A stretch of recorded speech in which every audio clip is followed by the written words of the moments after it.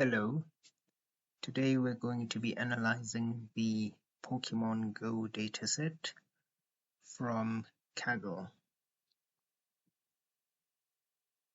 So, the dataset has quite a few columns, but I'm going to be focusing on the Pokemon and their types as well as the attacks or moves that they have.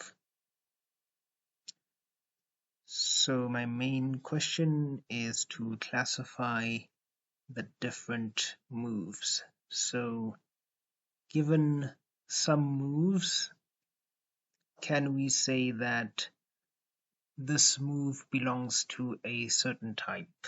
For example, given a Pokemon, not knowing its type, but knowing its move set, can you look at the move set and deduce some information as to what type the Pokemon is? So let's start. Firstly, we just set up by importing our packages and the portion of the dataset we need. Mainly what we need is the Pokemon name, the type, and its moves. So we have charged moves and fast moves. Now what we're doing here is some data cleaning. The main part of the cleaning is just getting these lists for type and moves to be a little bit more usable, so splitting these out of this list format. And what we do there, so this is just a warning, it's a lot longer than I thought. So what I've done there is take the type, all the types, split them out into individual features or columns and set it up like an indicator, and I've done the same thing with the moves. So the plan is for any Pokemon with type grass, see type grass, this T grass indicator will have a 1, and if it's not of the grass type, the indicator will have a 0. Similarly with the moves, for example, any Pokemon with the move Sludge Bomb, there is an M_Sludge Bomb column here, and that column will have a 1 if the Pokemon has the move, and a 0 if the Pokemon does not have the move. And this will apply to all the moves and the types. So with just T underscore and M underscore to distinguish between what's a type and what's a move. So doing that and populating the indicators, we have this. So Bulbasaur has type grass, yes, 1, and type poison, yes, 1, and fire, no, and so on until we get somewhere in the data set to the move Sludge Bomb, which it'll have a 1 there as an indicator, and Seed Bomb, it'll have a 1 there, and so on. So there we have Charmander, 1 for type fire. Okay, so that sets us up. Now for some type analysis.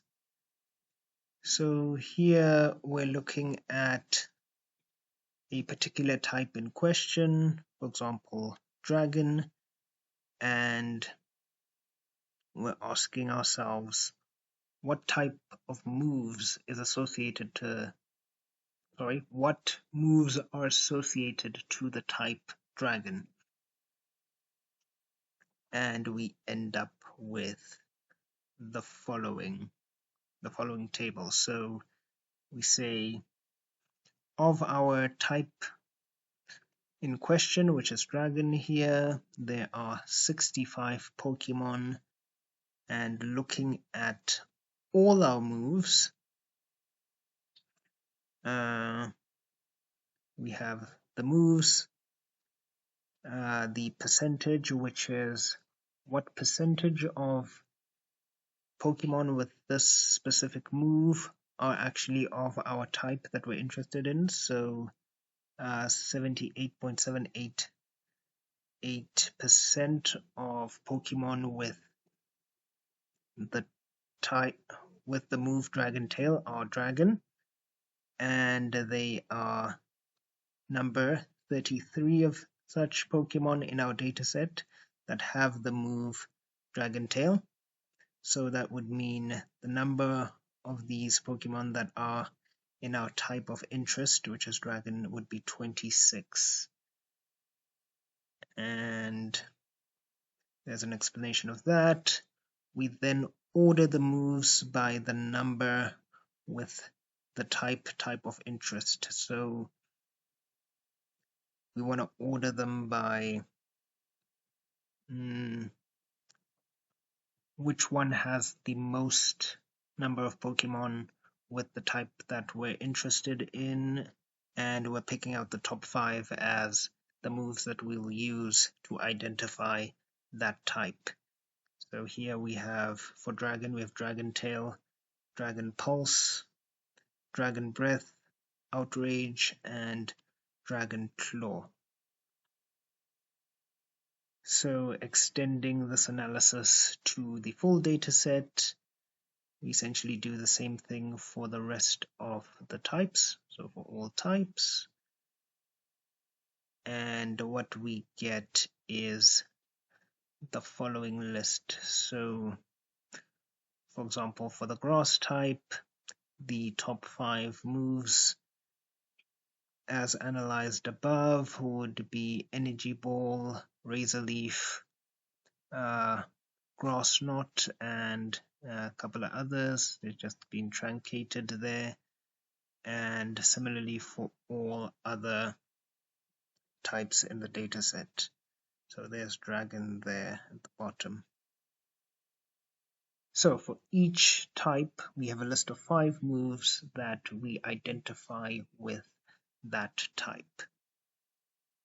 And now there's a short aside on exclusive moves. So the idea behind this was looking at if there are any exclusive moves, so type exclusive moves. That is moves that are only in a specific type, so that we can use these moves to 100% identify that a Pokemon with these moves is of this type. But unfortunately, this turned out to be quite narrow.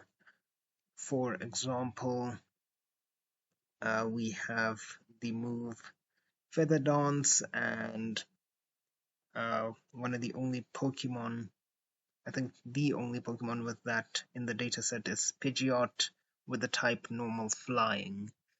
So it's so narrow that it's actually not very helpful.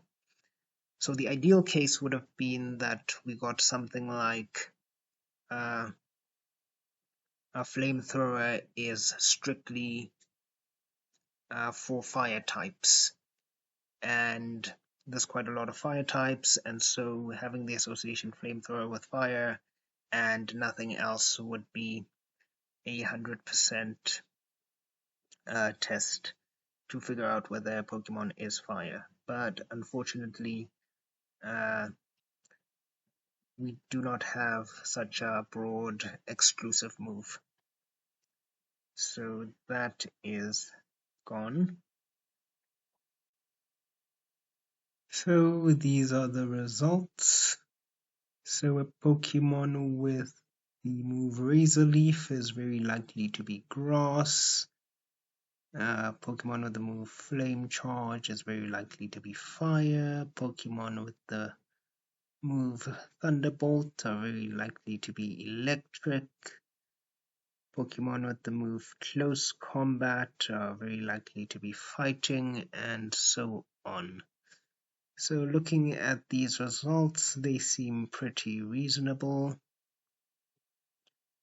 And yeah, so I did go a bit further to develop a little bit of an extension.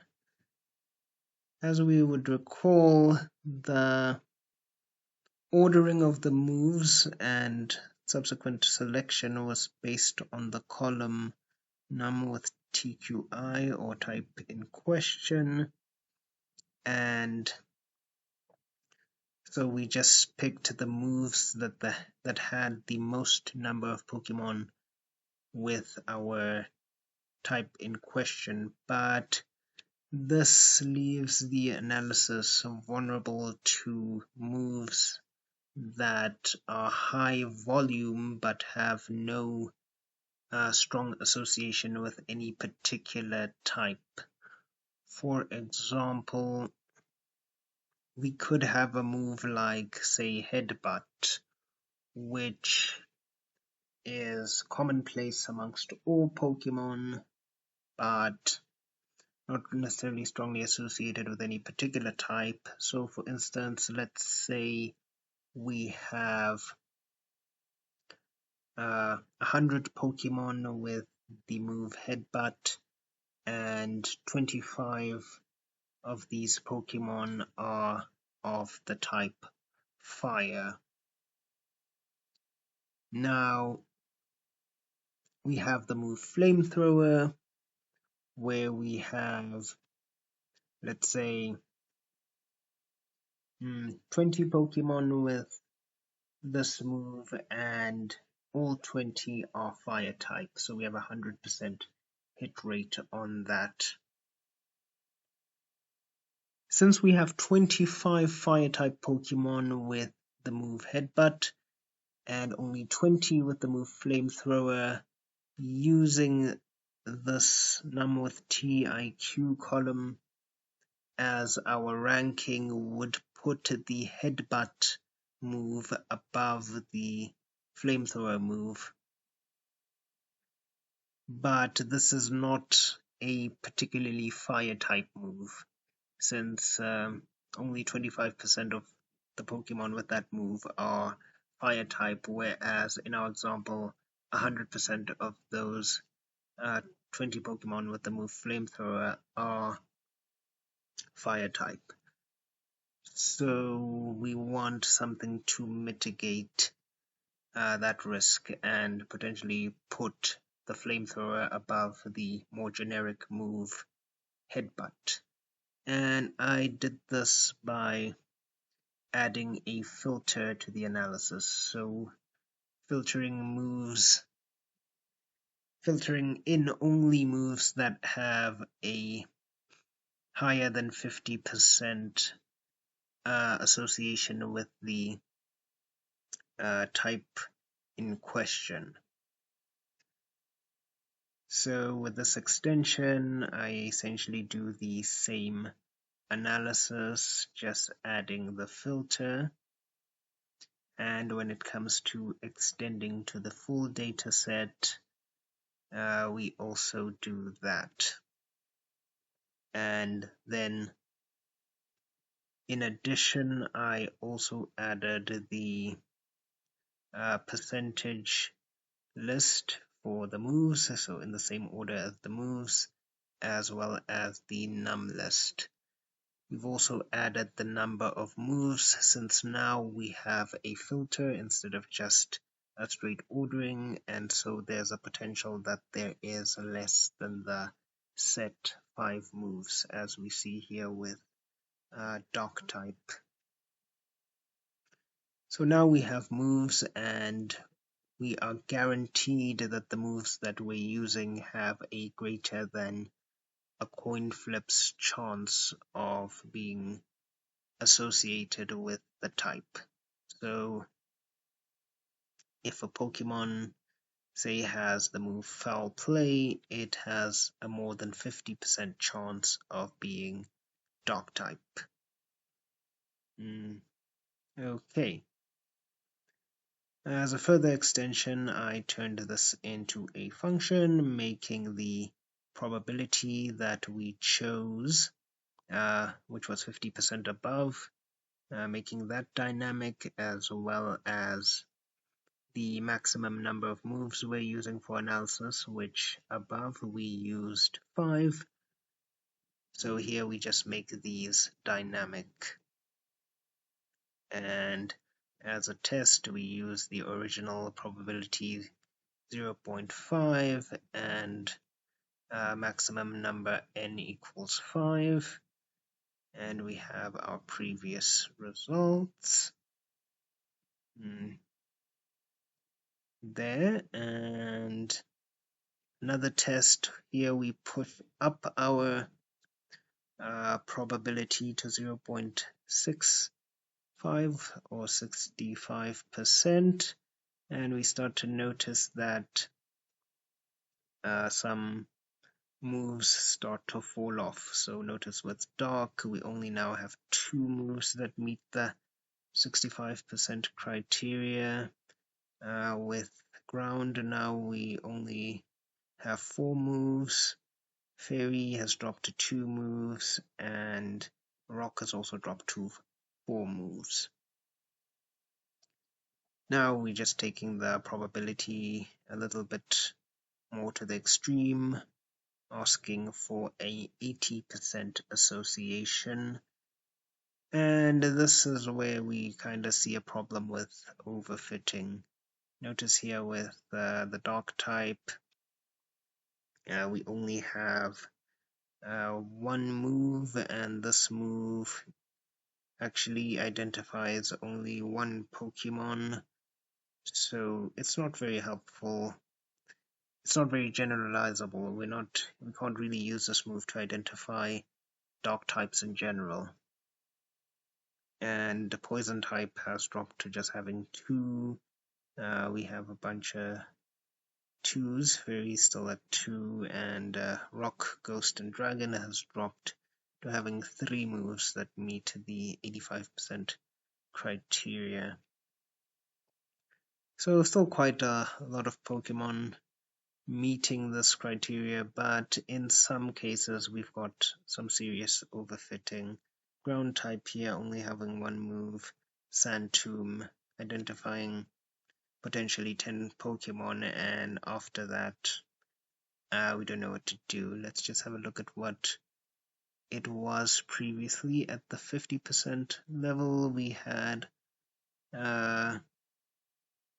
moves such as Earthquake, Mud Shot, and Mud Slap, identifying quite a lot more Pokemon. Here we have 28, 27, and 23. So overfitting up to 80% really loses quite a lot here for the ground type. And yeah, and again, seriously overfitting to 90%. We've lost quite a lot of moves there. Ground essentially losing all its moves. This one is mainly just, I guess, for the empty string. Poison losing all its moves, and Dark at 1.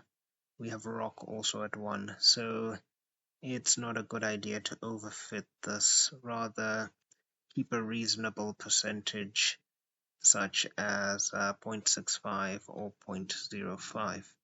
And that's what that illustrates. And that's that. Thank you for listening.